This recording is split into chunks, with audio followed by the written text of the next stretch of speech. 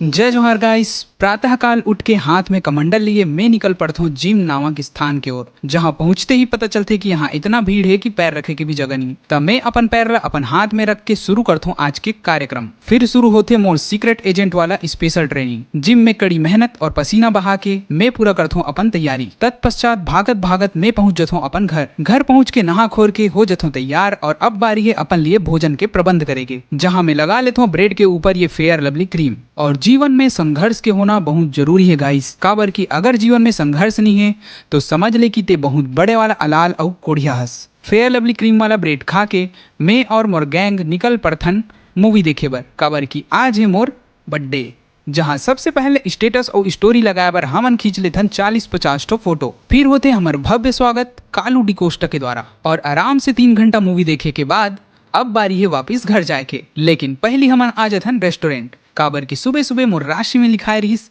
कि गरीब मल्ला भोजन कराए से दिन शुभ हो ही कही के। गजब बेइज्जती है। और आखिर में हाथ में धारदार हथियार लेके कर देथो केक के मर्डर। मिलथन अगले ब्लॉग में।